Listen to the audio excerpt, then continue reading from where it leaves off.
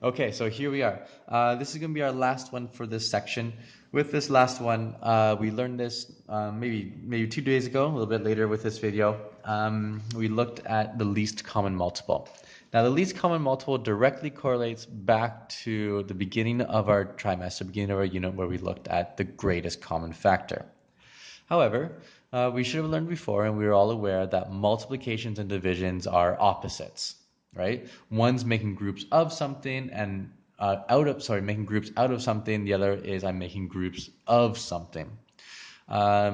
So with the greatest common factor, we usually have a large amount of something, and I want to make the most equal groups using both those things. So I have pencils, I have a bunch of pencils, a bunch of erasers. I want to make the most groups with equal amount of pencils and erasers in each group. LCM is the opposite. I have a little thing here, a little bit thing there, and if I keep on having those, when will they match up to be the same? Or if someone's running at one speed, one's the other speed, if they're going around a track, when will they match up to be the same? So that's a big concept with LCM, the least common multiple, is when is the first time these two different things are going to be the same? And we'll use that idea with our model here. With our model, let's look at the example we looked at in class, which was those gears, those cogs that were turning around. Now, one of the cogs, it took eight ticks to kind of rotate a full rotation, and the smaller one, it took 6 ticks to go in a full rotation. So they start off, they're matching each other. They spin at a different speed. When will they match up again? When's the first time they'll match up again? Well, let's look at this. One of the best ways to model this, the easiest ways to model this is using a bar model. Okay, so we can draw out a full rotation for the larger cog, the larger gear is 8. It takes 8 ticks to do a full rotation. And one full rotation for the smaller one is 6. Okay, so if I do six rotations, has the other one finished? No, not yet. If I continue on with 8 rotations, well, this one's finished a long time ago. They haven't matched up. So that means I have to spin the 6th one again. If I spin the 6 again, well, now 6 is ahead of the 8. So I'm going to add on another 8. Oh my goodness, look at this. The 8. Now the 8 is ahead of the 6. Well, I guess I better spin the 6 again. Oh, look at that. The 6 is now ahead of the 8. I better spin the 8, a full rotation of the 8.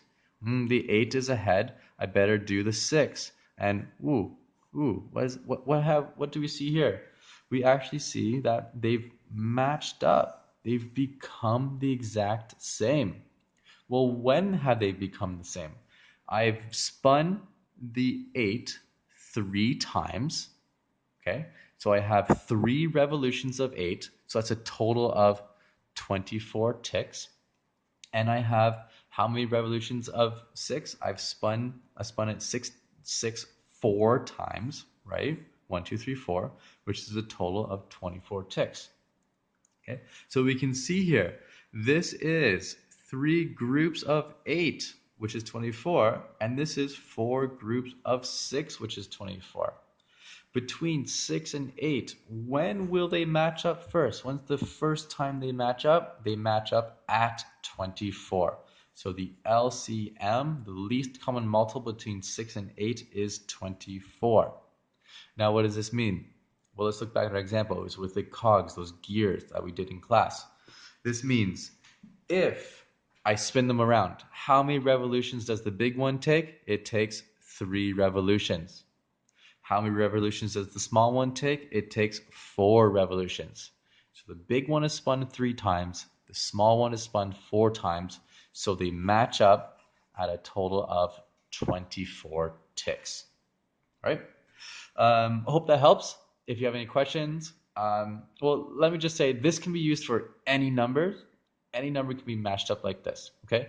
Our next video is actually going to be just looking at the algorithm, but here is a great model which shows the idea, the concept of LCM is when is the first time they match up, okay?